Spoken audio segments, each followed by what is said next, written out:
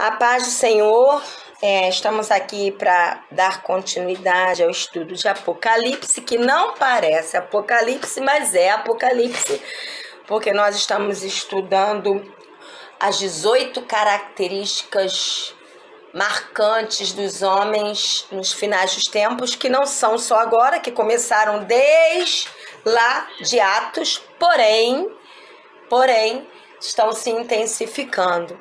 E nós fizemos então um paralelo, creia você ou não, ainda que isso seja só um paralelo, faz muito sentido, porque o número 666, que é o número no finalzinho de Apocalipse 13, que fala sobre o número da besta, se você pegar 6 e multiplicar por 3, dá 18. E em 2 Timóteo capítulo 3, são exatamente 18 características dos homens nos finais dos tempos. E 666 é o número do homem, o número da besta, mostrando as características daqueles que estão seguindo já os espíritos de anticristo e que vão seguir o anticristo.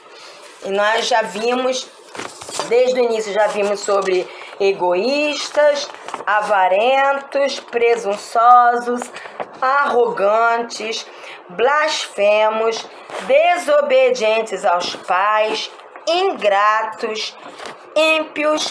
E hoje nós vamos ver sobre sem amor pela família. Isso então tá gritante, né? A desconstrução da família, acabando com o amor no meio da família, é algo assim que tá muito gritante. É verdade. Então vamos lá, eu vou pedir que a Maria possa fazer a oração inicial pra gente, Maria. Amém. Senhor meu Deus, meu Pai, obrigada, Senhor amado, por esse momento, Pai. Que é de aprender mais, ó Deus, nas tuas palavras, que é de aprender mais aos teus pés, Jesus. Nos ajuda, Pai, em nome de Jesus. Nos dá ouvido sensível, Pai, para ouvir a tua voz, Pai, em nome de Jesus. Guarda, Senhor amado, a pastora Patrícia, Senhor, que vai passar a tua mensagem para nós. Dai graça, dai sabedoria a ela. Amém. O pastor José Arthur, Pai, em Amém. nome de Jesus, que o teu Espírito Santo venha estar com eles, Pai, em nome de Jesus. Que o Senhor venha falar aos nossos corações, Pai, e é daqueles que vai ouvir posteriormente, Pai. Amém. Em nome de Jesus, que a semente do teu evangelho, Pai, seja plantada aos corações, Pai. Que Amém. a tua palavra venha crescer cada vez mais, Pai. Amém. Conhecimento, ó Deus, nos seres humanos, Pai. E que o Senhor venha despertar aqueles que ainda não conhecem a tua palavra. Amém. A sentir sede e fome, Senhor, de conhecer a verdade que só há na tua palavra, Pai. Em nome de Jesus. E que o Senhor venha trazer conhecimento, Pai, na tua Amém. igreja, Pai. Em nome de Jesus. Que o Senhor venha despertá-los para esses dias difíceis, Pai. Em nome de Jesus. Amém. Assim eu oro, já por fé te agradeço, Pai. Em nome de Jesus. Amém. Amém. Amém. Então vamos abrir em Salmo 68, versículo 6. Vou pedir o pastor José Arthur que leia pra gente. Salmo 68, versículo 6. Amém. Eu vou ler na versão King James, caso esteja um pouco diferente da de vocês. A pastora vai corrigir alguma coisa. Salmo 68, versículo 6. Aos rejeitados, Deus os recolhe em pátrio lar. Faz os cativos serem libertos para a prosperidade. Só os rebeldes permanecem na árida terra. Tá muito ruim aí. Aqui tá Tá, melhor, né? tá? Aqui fala, Deus dá um lar aos solitários. Melhorou. Melhorou muito. Então, lar, uma coisa é casa, outra coisa é lar. Né? O lar é o amor da família. E casa é onde a família que se ama mora. Então, Deus dá um lar ao solitário. Então, é propósito de Deus que a família seja um lar. É verdade. Um lar onde tem amor. Esse é o propósito de Deus. Deus criou a família não para obter coisas. Deus não criou a família para se tornar uma família rica, ostentadora e que demonstre para todos que é perfeitinha.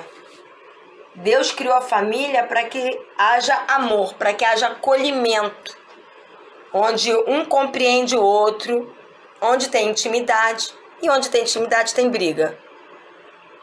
Que isso, pastora? Não, a pastora fala a verdade. Quem é que nunca teve uma discussão com o marido que atira a primeira pedra em mim? Atira? Quem nunca discutiu, brigou com o marido, quem nunca brigou com o filho? Acontece. Mas é uma briga movida pela intimidade, não é uma briga competitiva, uma briga desejando mal, uma briga querendo fazer o outro infeliz. São os atritos de conviver. A convivência gera atrito, porque o ferro com ferro se afia, diz lá em Provérbio. Então, a família é ferro com ferro. Todo mundo ali é ferro. Todo mundo ali é igualzinho. Todo mundo é forte, todo mundo é fortalecido no Senhor, mas tem hora que tem atrito. Porque tem atrito de personalidade, atrito de gostos, né? E às vezes rolam umas cobranças, isso é normal. O que não pode é ser algo corriqueiro. E o lar, em vez de ser o lar, doce lar, ser o lar azedo lar, né? Mas é intenção de Deus que haja amor no meio da família. E há uma diferença grande entre casa, né, e lar. Porque o lar, ele é móvel. Isto é, a família pode estar morando num lugar e, por exemplo, se mudar para outro. Então, mostra que a casa não é a mesma, mas o lar continua o mesmo. O amor, a cumplicidade, a compreensão continuam, mesmo se mudando. O lar, na verdade, ele é imutável. Mas pode se mover. Ele acompanha a localidade, mas ele continua sempre o mesmo. O mesmo. Né? Que é a família. Isso. Então, sem temor, aqui na apostila, sem temor de Deus, sem ter Jesus como centro do viver. E aí, por que às vezes não rola esse intenso amor entre a família? Porque talvez um dos que compõem a família ainda não tem Jesus como centro do seu viver. Então, quebra aquilo que deveria ser, né? Ainda não chegou naquilo que Deus sonhou. Porque para que a família seja realmente um lar, todos precisam ter Jesus como centro de suas vidas. Porque aí vão ver interesses comuns. Pode haver diferença de personalidade, de gosto, de interesse, não. Todos querem agradar Jesus. Todos querem fazer a vontade de Deus. E aí o lar realmente se torna aquilo que Deus planejou, né? Então, mas aqui é o contrário, né? Sem temor de Deus, sem ter Jesus como centro do viver, a família vai se tornando como uma terra seca. Ao invés de haver perdão, começa a haver amargura. Ao invés de haver aceitação, só tem cobrança. Né? Ao invés de juntos orarem pelos problemas, um começa a acusar o outro por causa dos problemas. Essa é a diferença. Famílias que não adoram ao Senhor. Não estou falando famílias que não vão ao culto. Porque tem famílias, vamos lá, tem famílias que estão todos lá no culto. E quando domingo, sai do culto, chega em casa, é um inferno. Às vezes entra no carro, já começa a discussão. Porque eu não estou falando de famílias que vão a todos os cultos. Estou falando de uma família que adora ao Senhor. Isso é bem diferente. Então, famílias que não adoram ao Senhor, elas ficam sem chuva de Deus, sem a água de Deus para trazer o frescor. É uma família sem vida, né? Que não tem gosto de vida. É uma família árida, né? Aqui na apostila, a família natural e a espiritual são valorizadas por Deus e por aqueles que amam e servem a Deus. Nós fomos criados para valorizar a família natural e depois a espiritual. Não invertam as coisas. Aí eu valorizo a minha família espiritual. E como tá a sua família dentro de casa? Ah, isso não importa. Importa sim. A igreja é formada de famílias sadias. A igreja está doente porque as famílias estão doentes. Então, nós estamos fazendo um paralelo. Famílias sem Deus e famílias com Deus. Fabiana, você pode ler pra gente Romanos 16, versículo 10 a 11? Se alguém quiser falar, liga o microfone e fala, tá? Que é um estudo, não é uma pregação. Eu não estou num púlpito, graças a Deus. Romanos 16, 10. Saúdem Apeles, aprovado em Cristo. Saúdem os que pertencem à casa do Aristóbulo. Saúdem Herodion, meu parente. Saúdem os da casa de Narciso que estão no Senhor. Aqui tá melhor, hein? Lê aí, pastor. Eu vou ler para vocês uma versão que é muito antiga. Ela foi publicada pela primeira vez em 1611, que é a Bíblia King James original, tá? Mas traduzida para o português. Saudai a Apeles, aprovado em Cristo. Saudai aos da família de Aristóbulo. Saudai Herodião, meu parente. Saudai os da família de Narciso, que estão no Senhor. Tá bem parecido. A casa tá melhor, aí tá a família. Família. Tá valorizando a família. Você vê aqui o apóstolo Paulo, ele não tá saudando igrejas denominacionais. Não. Ele não cita nomes de igrejas. Ele saúda famílias, pessoas, parentes, filhos, mães, pais, porque ele entende que a igreja é formada por famílias. Então o apóstolo Paulo era um dos homens de Deus que valorizava a família. Né? Você pode ler pra gente, Aline, 1 Coríntios 16, 15.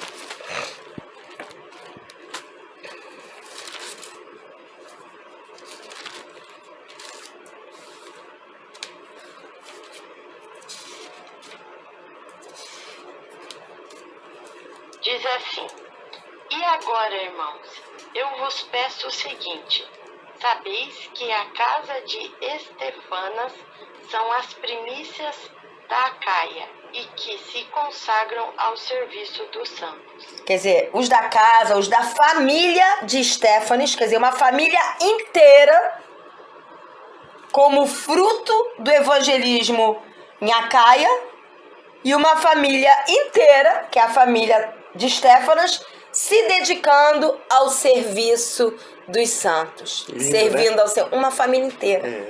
Ao ministério dos santos. Aqui você vê Paulo frisando famílias envolvidas com a obra do Senhor. Muito lindo, né?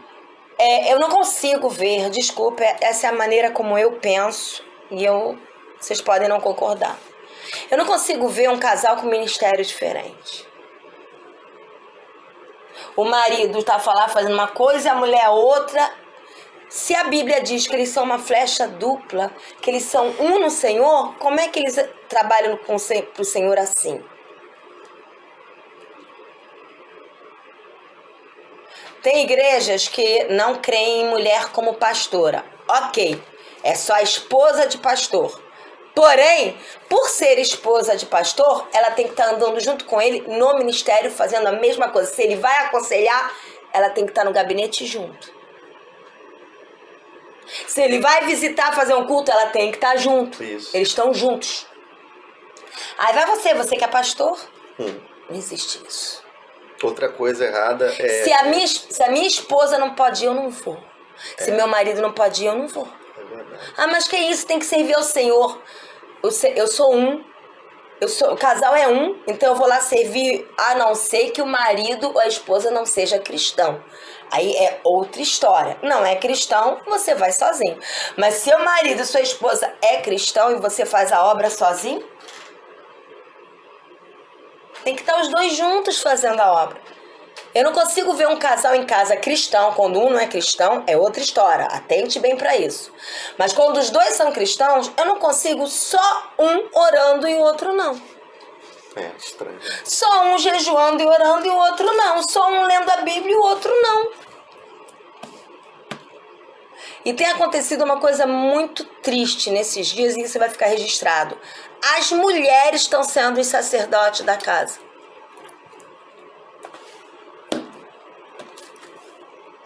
Eu vou pedir, então, quem leu foi a Aline, então eu vou pedir que a Fabiana... Não, a Aline não leu, não. Foi a Maria e a Fabiana, né? Eu não me lembro mais. Eu li Coríntios. Então você, Fabiana, Efésios 2:19. Você pode ler pra gente, amada? Estamos falando sobre um confronto entre o desamor pela família, o que é a família segundo o coração de Deus e o que não é, né?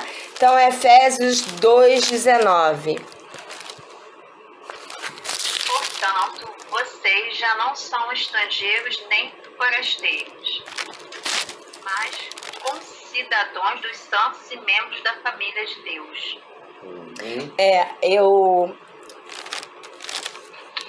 Eu vou dar uma paradinha.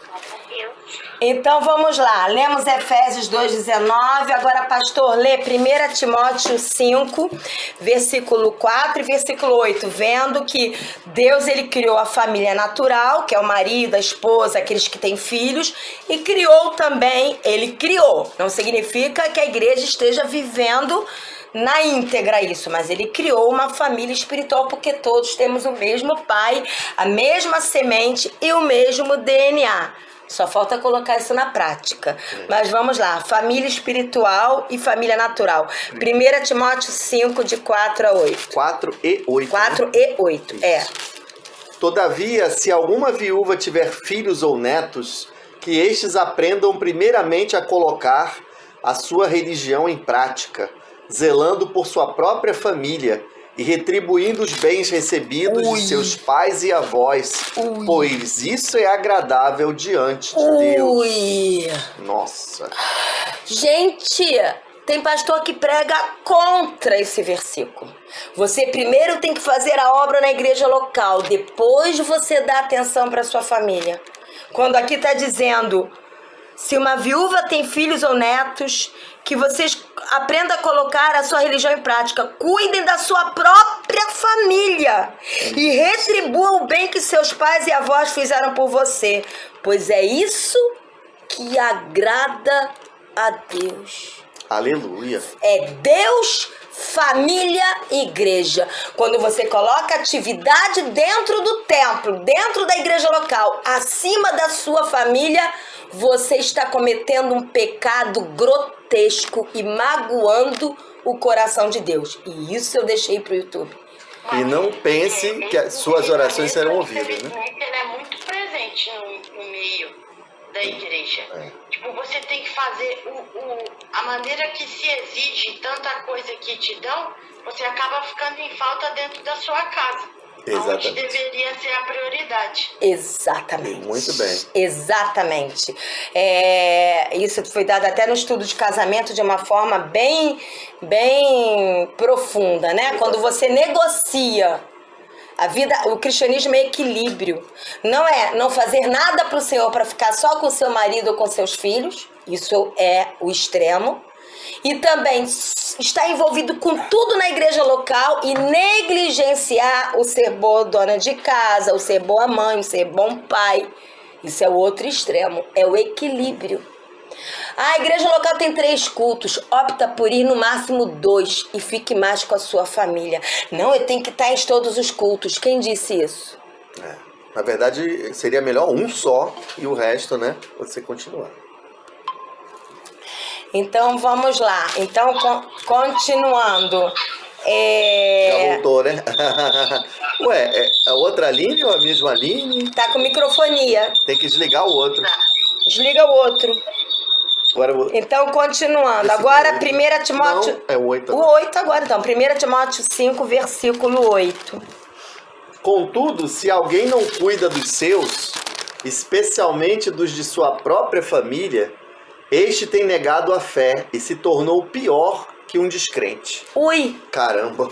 Se você não dá atenção pro seu marido, não cuida dos seus filhos, não cuida da sua casa, se você é homem, não dá atenção pra sua esposa, não leva ela pra passear, não participa das coisas com ela, você é pior que um descrente, está negando a sua fé. Tá bom pra você? Matou a religião agora. Matou a religião. Tá na Bíblia. Não Matou- fui eu, não fui eu. Eu creio que matou também o ativismo religioso, né? Aquelas pessoas que vivem enfurnadas dentro do templo 24 horas por dia, agora acabou. Agora acabou para elas, né? É que às vezes a gente não é ensinado a buscar a Deus, a gente é ensinado a ir à igreja, como se fosse Isso. robôs. Tem que fazer. Exatamente. E às vezes o ministério você faz tanto para Deus, teoricamente, que a sua atividade te tira de Deus. Porque você acaba não tendo tempo realmente de ter intimidade com o Senhor, de buscar, de leitura. Às vezes não tem tempo nem de orar, Com porque certeza. tem que produzir. Isso, é como se fosse uma fábrica, né? A engrenagem da religião, inclusive a evangélica, tem que funcionar. E para ela funcionar, é preciso manter pessoas em atividade o tempo todo.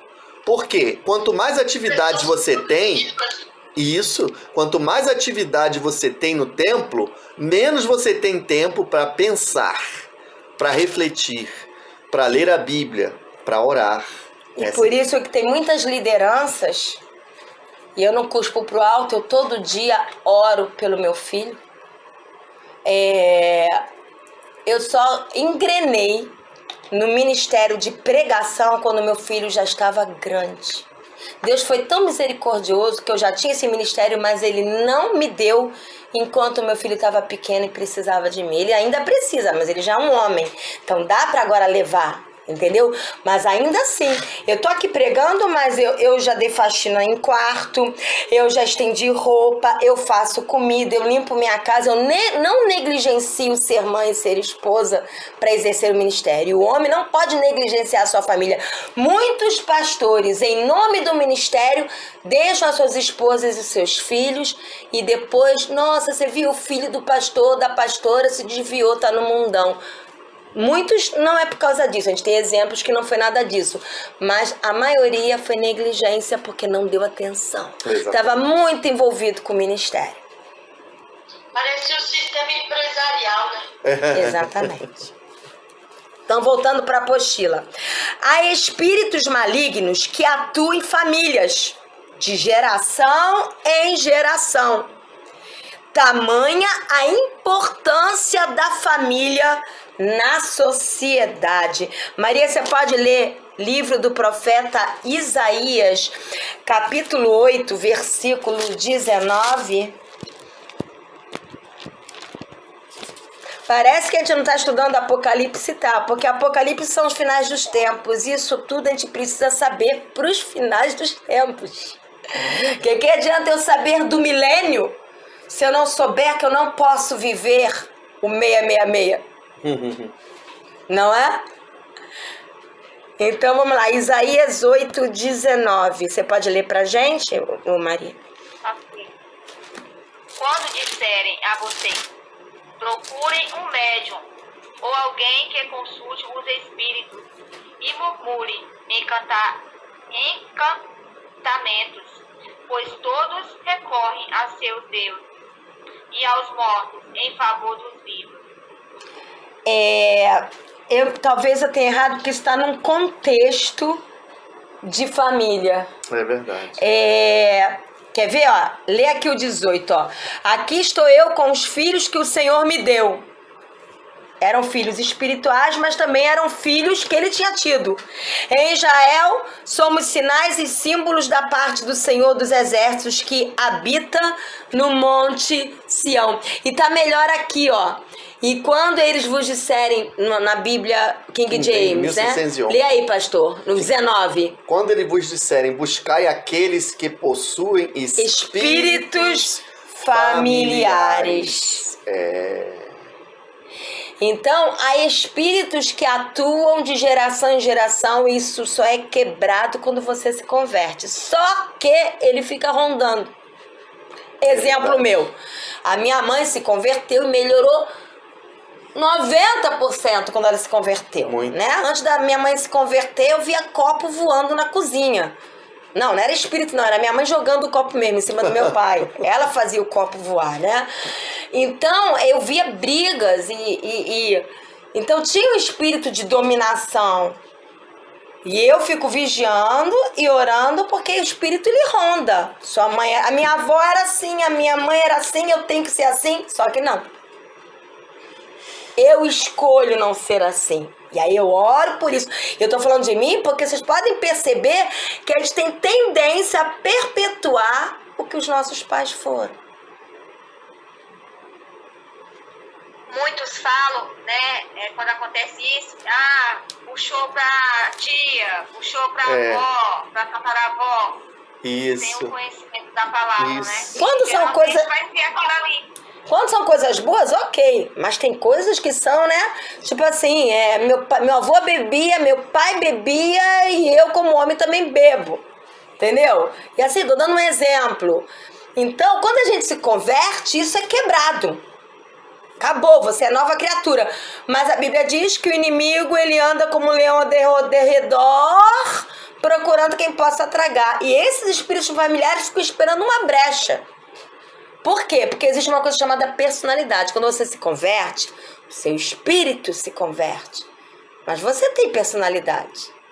Uns têm uma personalidade mais forte, outro é mais mansinho, outro... Deus vai trabalhando, vai, mas não é de uma hora para outra. Ninguém aqui está totalmente pronto. Porque senão você não estava nem aqui estudando, você já estava lá na glória. Né? A gente está sendo trabalhado dia a dia.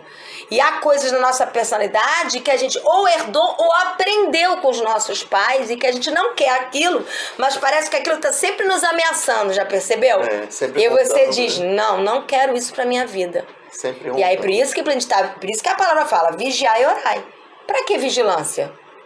Se está tudo resolvido, não precisa vigiar, precisa sim. Né? Então, há espíritos familiares. Né? Pessoas, por exemplo, que se convertem e não pode nem sentir o cheiro do álcool. Por que não se converteu? Se converteu. Mas há um espírito familiar de álcool na família. E isso pode ter sido passado até geneticamente. Se é uma mãe que bebeu muito, passa pelo ventre. Então, até fisiologicamente, ela tem que se manter distante do mal. Tá entendendo? São fraquezas que a gente tem que aprender a lidar com elas. Né? A minha família é descendente de italiano e espanhol. Então, a minha mãe e meus irmãos, todo mundo explosivo. E eu era muito explosiva. Eu melhorei assim 90%. Eu era da formiga passar em cima de mim e eu brigar com a formiga. Brigava com todo mundo. Eu era briguenta. Até eu me converter. Quando eu me converti, Deus foi trabalhando. E hoje, eu encho a boca de água, bochecho, penso antes de falar. Quando eu falo é porque já transbordou muito. Mas eu vou, né? Vou relevando. Hoje em dia, antigamente, vou dar um exemplo e faz mal pro YouTube. Roberto! Agora vai passando. Aí quando transborda, eu falo assim, José Arthur Mendes Moura. O nome todo deu ruim. Aí já sai correndo, né? Porque já... O que eu fiz nessa problema. Existe nomenclatura. Vamos lá, pra gente rir um pouquinho. Zetinho, Zeto, Zé Arthur, José Arthur, José Arthur Mendes Moura. Ih, o nome todo deu ruim. Aí deu muito ruim. Deu ruim. Demais. Isso deixa pro YouTube que o pessoal ri um pouquinho. Eu sou o tipo da pessoa que não visto capa nem máscara. A gente tem que humanizar o cristianismo. Porque as lideranças espiritualizam tanto o cristianismo que querem fazer dos cristãos super crentes. Aí aqueles que não alcançam o super crente se sentem tão inferiores que desistem. Na verdade, a religião evangélica, ela tenta descaracterizar dia após dia os verdadeiros discípulos de Cristo, colocando uma carga sobre eles que nem eles mesmos carregam, né? Esses líderes Quem já não leu o apóstolo Paulo falando, falo como homem. Ali quando ele fala como homem, é que ele estava a ponto de explodir. Eu creio que o apóstolo Paulo tinha um gêniozinho que foi trabalhado por Deus, entendeu?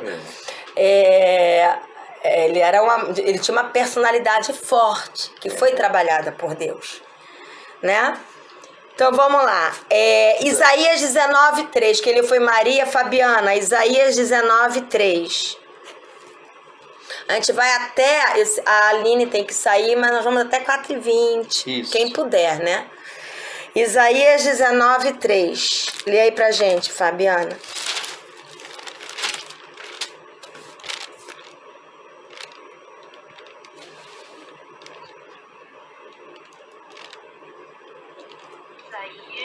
Isaías 19:3. 3. Os egípcios ficarão desanimados e farei que os seus planos resultem em nada. Depois eles consultarão os ídolos e os necromantes, os médios e os adivinhos. Nossa. Até aí. Mas se você leu 2, olha só, é uma profecia contra o Egito. Incitarei egípcio contra egípcio, cada um lutará contra o seu irmão. Vizinho lutará contra vizinho, cidade contra cidade, reino contra reino. Os egípcios ficarão desanimados e farei que seus planos resultem em nada.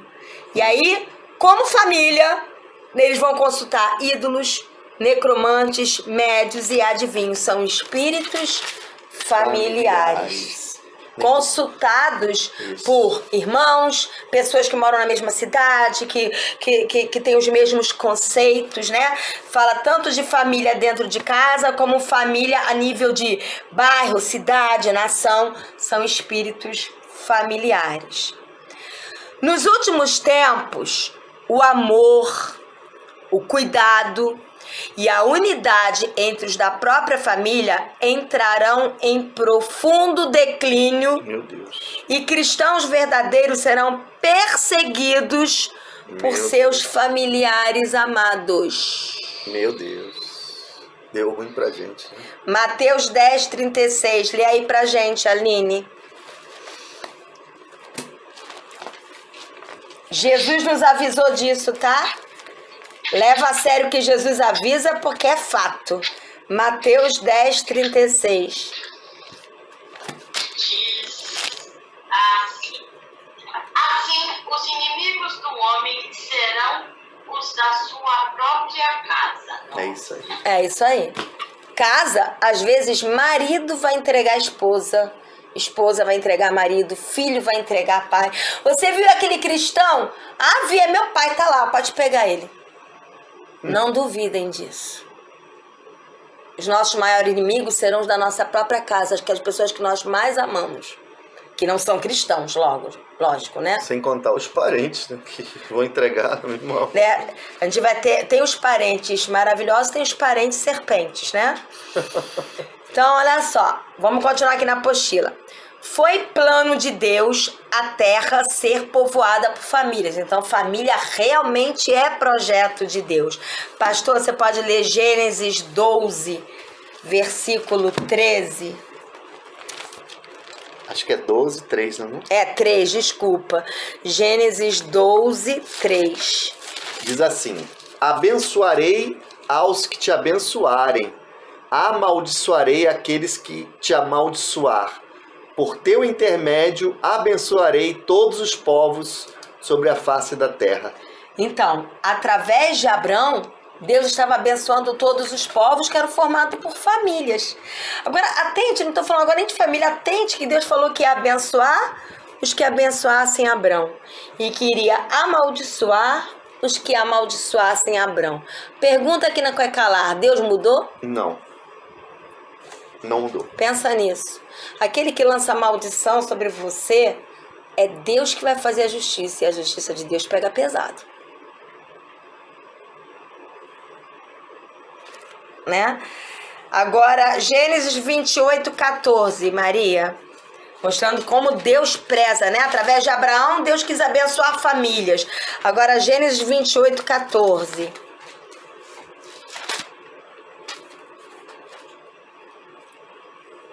Maria tá aí? 28:14, né? Isso.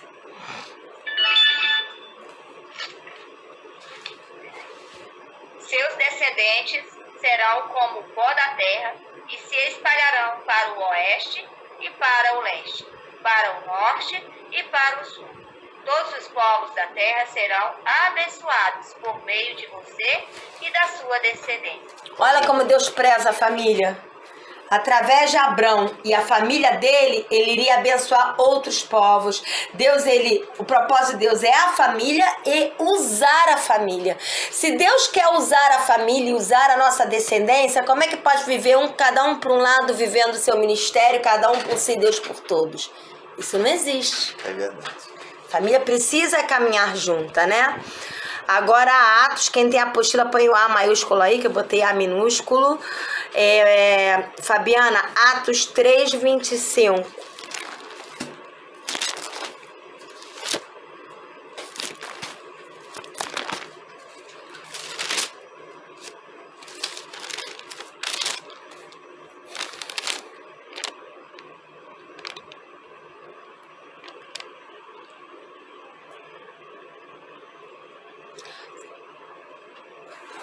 Atos 3:25.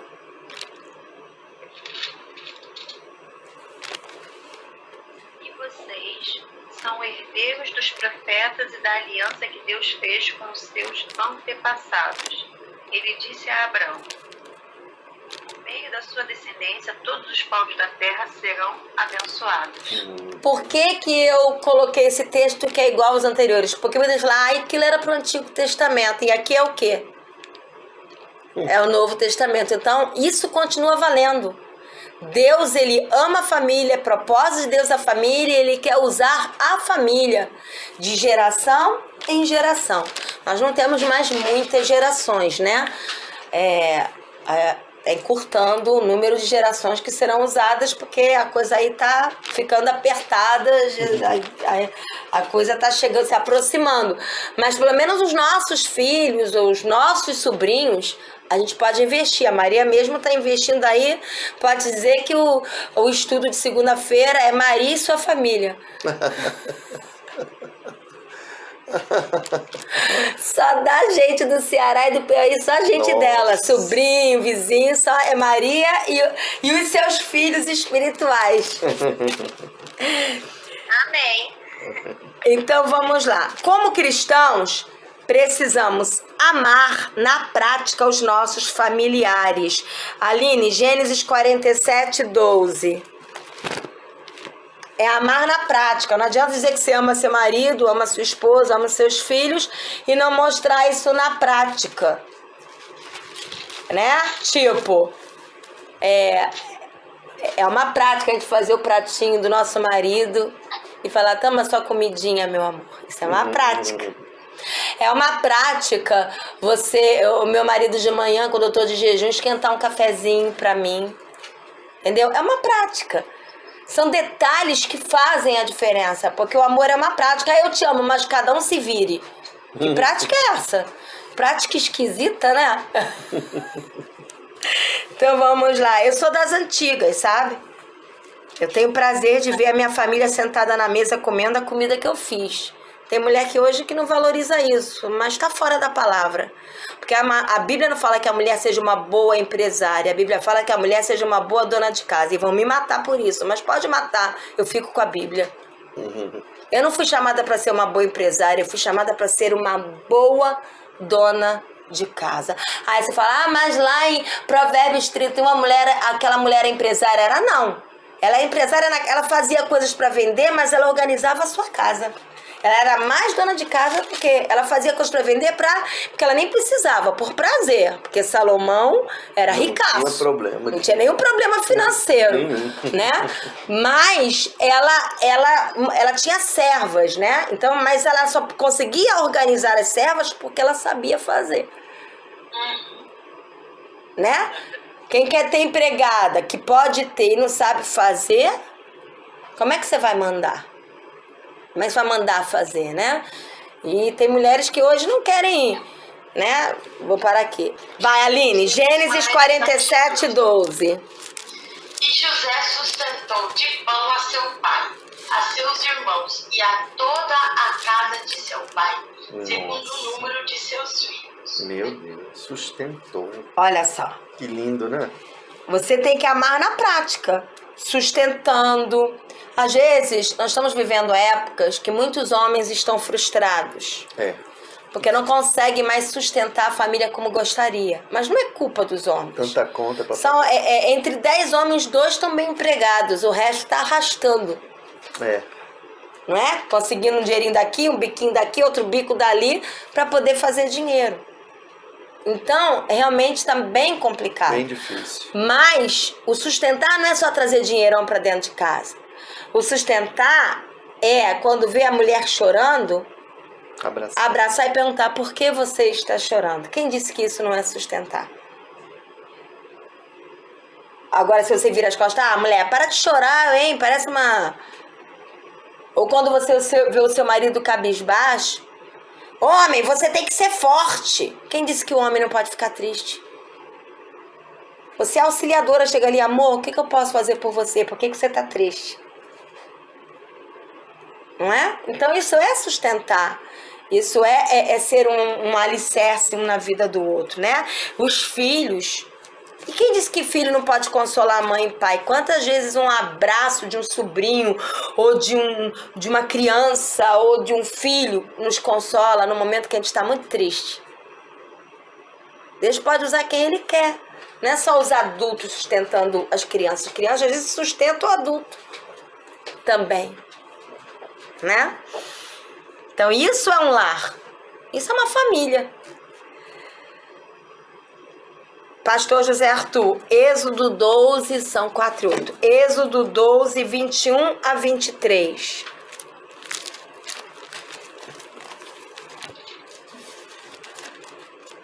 Amém. Moisés convocou, pois, todos os anciãos, autoridades de Israel, e orientou-os: Ide, escolhei um cordeiro ou um cabrito do rebanho, segundo as vossas famílias, e imolai para celebrar a Páscoa.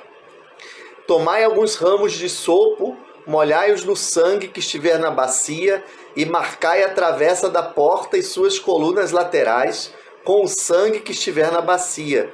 Nenhum de vós saia da porta de casa até pela manhã, porque o Senhor, Yahvé, passará por toda a terra para matar os egípcios, e quando vir as marcas de sangue sobre a travessa e sobre as 2 colunas laterais, ele passará diante dessa porta e não permitirá que o destruidor entre em vossas casas para vos ferir de morte.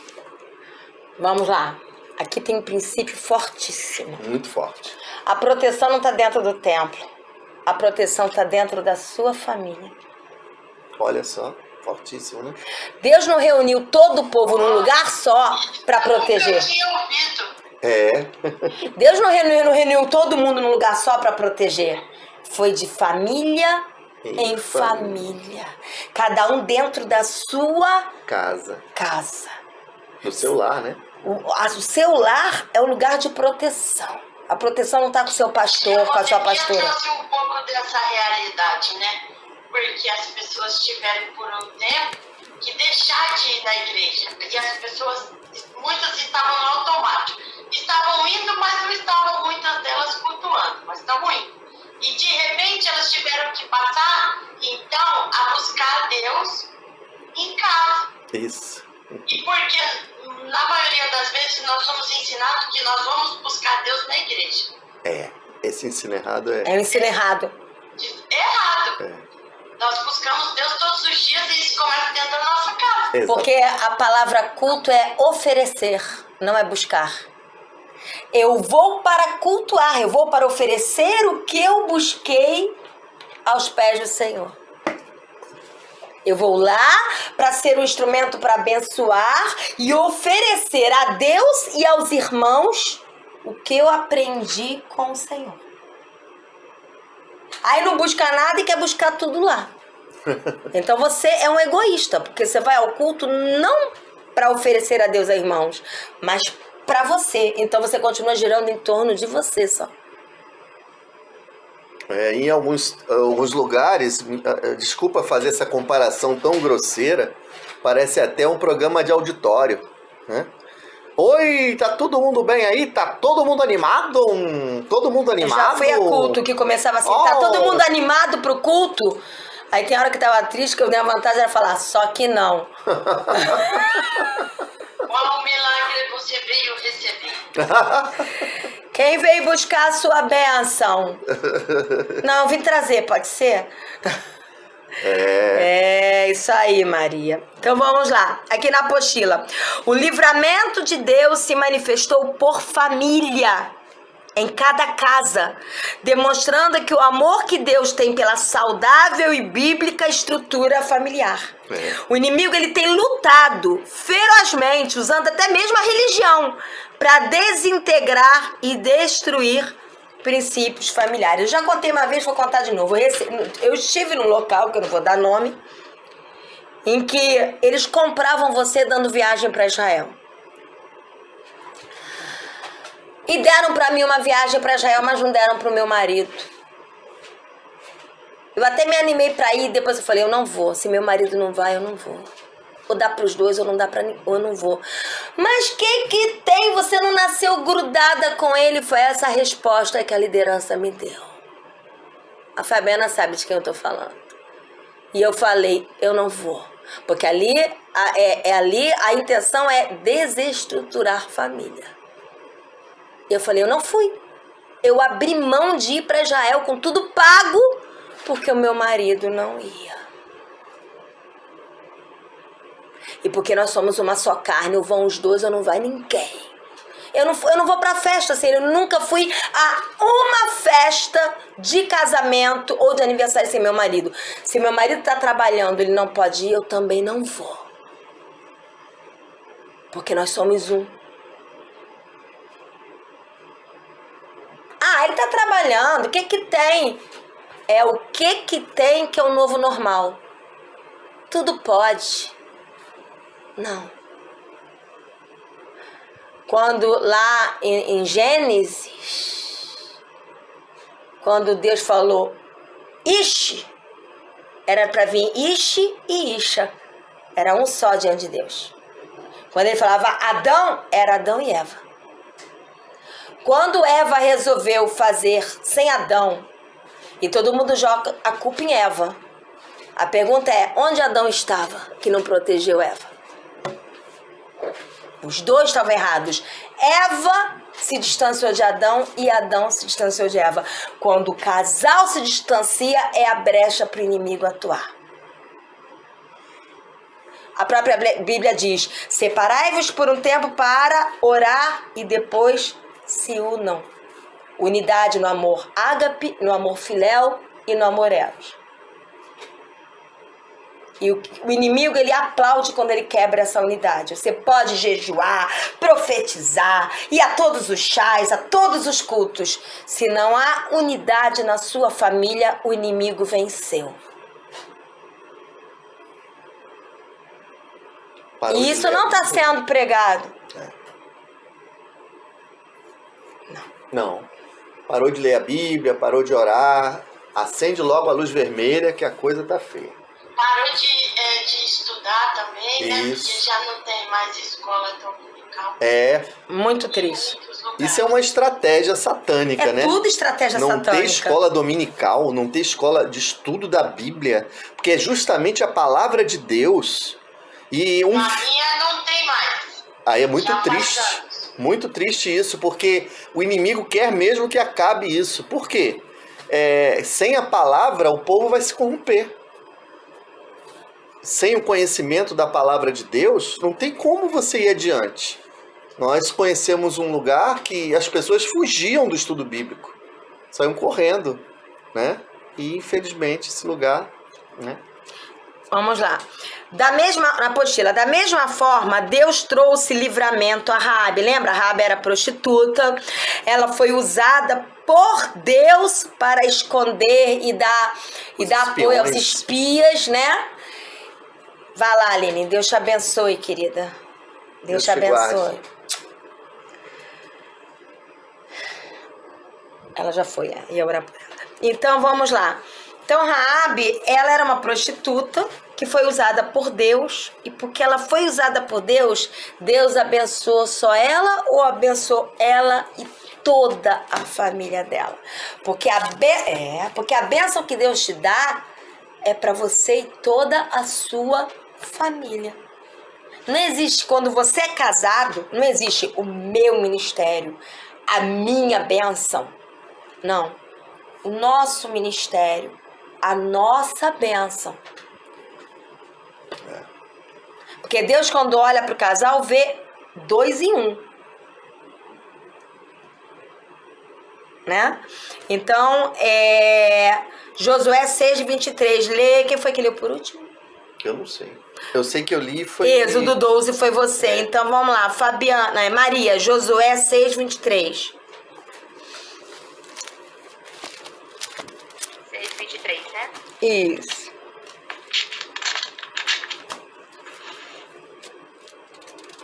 Então, os jovens que tinham espionado a terra entraram e trouxeram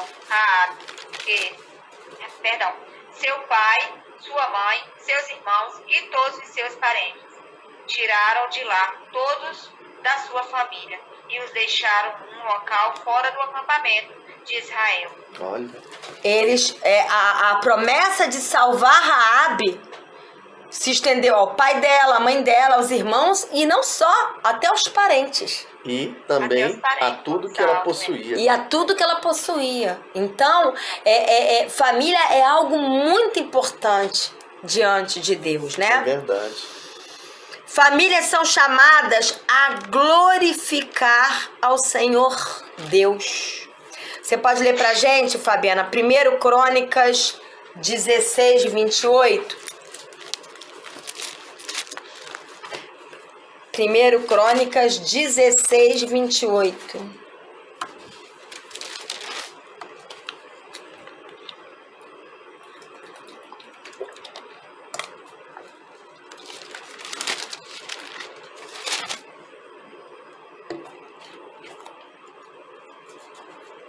Deem ao Senhor, ó famílias das nações, deem ao Senhor glória e força. Igrejas são formadas por famílias, nações são formadas por família. Família é a estrutura de uma sociedade, é a estrutura de uma nação, é a estrutura de uma igreja. Por isso que o inimigo está trazendo essa coisa de gênero, essa destruição familiar, porque se ele conseguir desconstruir as famílias, ele desconstrói os padrões morais de uma nação e, infelizmente, de uma forma sutil, está entrando dentro do que se diz igreja. Não deixe isso entrar na sua casa. Valorize sua família. Salmo 96:7. Lê aí, pastor. Salmo 96:7.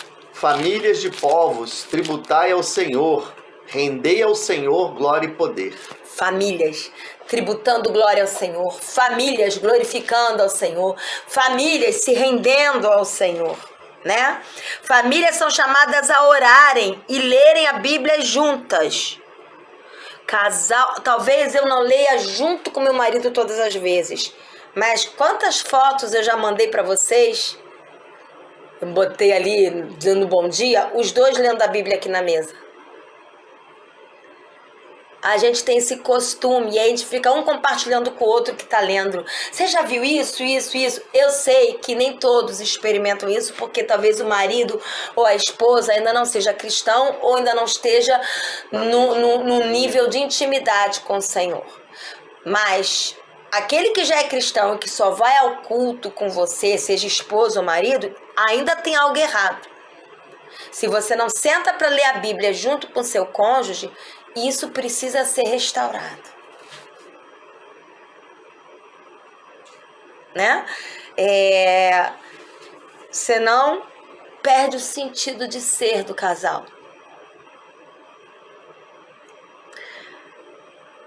Então, famílias são chamadas a orarem, lerem a Bíblia juntas, trazendo a proteção e a vontade de Deus para as suas famílias. Lê aí pra gente, Fabiana. Não, agora é a Maria, né? Neemias 4, de 13 a 14. Eu estou estudando Neemias já há um bom tempo. Neemias 4, de 13 a 14.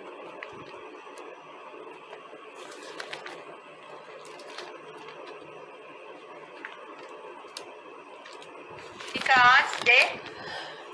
Fica Antes de Salmos, depois de Esdras, antes de Jó. Antes de Esther. Antes de Esther tem Salmos, Jovem, Esther, aí vem Neemias. Neemias 4, de 13 a 14.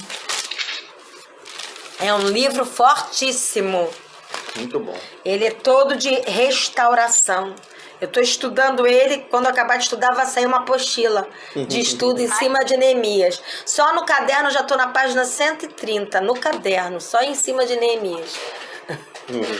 Vamos lá, Neemias 4, de 13 a 14. Por isso, posicionei alguns do povo atrás dos pontos mais baixos do muro, nos lugares abertos, divididos por famílias, armados de espadas, lanças e arcos. Família guerreando junto. Né? Leu 14, você leu 13. Fiz uma rápida inspeção e imediatamente disse aos nobres, aos oficiais e ao restante do povo: não tenham medo deles. Lembre-se de que o Senhor é grande e temível. E lutem por seus irmãos, por seus filhos e por suas filhas, por suas mulheres e por suas casas. Nossa, lutem, né? Pela família. Lute pela sua família. A família, ela tem. Você vê que aqui Deus usou Neemias para posicionar alguns mais fortes em lugares mais abertos, protegendo os mais fracos. E eles eram divididos por família. Cada família lutava em frente da sua casa. Você sabe que em Neemias, o tempo todo, cada família edificava um muro em frente da sua casa. Tem muita gente querendo edificar o muro em frente da casa dos outros, quando o seu muro está caído. É verdade. Não é? Então, famílias são chamadas a ouvir e obedecer a voz do Senhor. Dê pra gente, Fabiana, Jeremias 2:4. Antes, só um minutinho, lê aí. Jeremias 2:4. Ouça a palavra do Senhor, ó comunidade de Jacó, todos os clãs da comunidade de Israel. E fala família. Aqui na tradução do pastor, porque clãs é sinônimo de famílias, né? Ó, ouvi vós a palavra do Senhor, ó casa de Jacó, e todas as famílias da casa de Israel. Casa de Jacó aponta para a igreja. Famílias de Israel aponta para as famílias. Então você não tem que ouvir a palavra do Senhor só lá dentro do culto junto com os irmãos. Você tem que ouvir a palavra do Senhor dentro da sua casa com a sua família. Famílias são chamadas. Famílias são chamadas, põe o S aí porque eu comi o S. Famílias são chamadas a estar debaixo do governo de Deus, principalmente nesses tempos difíceis. Lê aí, pastor, Jeremias 31:1.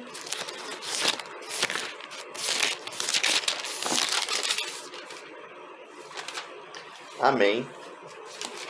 E esse naquele tempo que o pastor vai ler, tá falando dos finais dos tempos. Eis que naquela época, prevê o Senhor, serei o Deus de todas as famílias de Israel, e eles serão o meu povo. Deus está prevendo que nós vamos voltar a nos reunir em família. Nesses finais dos tempos, onde futuramente os templos vão fechar, quem não aprender a buscar a Deus com a sua família vai se dar mal. Está voltando ao tempo das reuniões nas casas, nas famílias, né? Reuniões das casas é o que era a igreja primitiva, né? Exatamente, e vai voltar a isso. A igreja primitiva. Restauração da igreja envolve restauração da família, e por isso o inimigo resiste tanto. Você pode ler, pastor? Ezequiel 36, 38. É o último texto Eu li bíblico de agora hoje. esse. Você leu? Fui eu que li o Jeremias, né? Foi Mas você que leu? Eu leio. Não tem Lê de problema. novo, pastor, para terminar. Não, foi a Fabiana. Foi a Fabiana. Ezequiel 36, 38. Quer que eu leia? Não, eu leio. O pastor gosta de ler também. Ele é fominha pra ler, tá pensando que não? Olha lá. Sou fominha, pastor. Ezequiel 36, 38. Lê aí, pastor.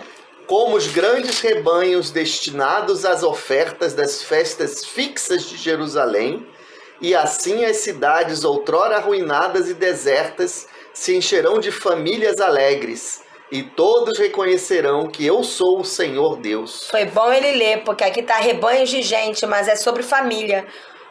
As cidades, a igreja é comparada a uma cidade que está em ruínas e Deus está restaurando. Ficarão cheias de famílias alegres. Vamos restaurar a igreja. Sem restauração de família não tem restauração de igreja. Não. Né?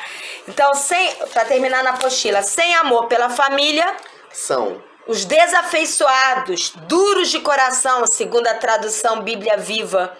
No original fala que são pessoas sem amor estorge, sem amor familiar, desalmados. Inclusive essa observação, amor estorge, é um dos amores que não são dos principais que a gente ensinou. Vocês lembram, né? Amor ágape, amor filéu, amor eros. Esse amor estorge é o amor familiar, né? É um outro tipo de amor também, né? Amém? Pode orar, Fabiana.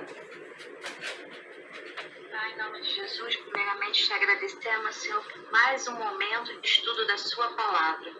Senhor, que a nossa mente e o nosso coração estejam sensíveis a tudo aquilo que foi ministrado essa tarde. E que o Senhor venha falar, Senhor, não apenas nesse momento de estudo, venha falar tremendamente conosco por tudo aquilo que foi ministrado. Paizinho, ensina a todo momento, Senhor, a sermos verdadeiramente seus filhos, verdadeiramente adoradores, Deus. Então, Pai, tira aquilo que nos impede, Senhor, que a sua palavra chegue, Senhor, à nossa mente, ao nosso coração. Paizinho, me abençoe a vida da pastora Patrícia, da pastora da minha irmã Maria, da minha irmã.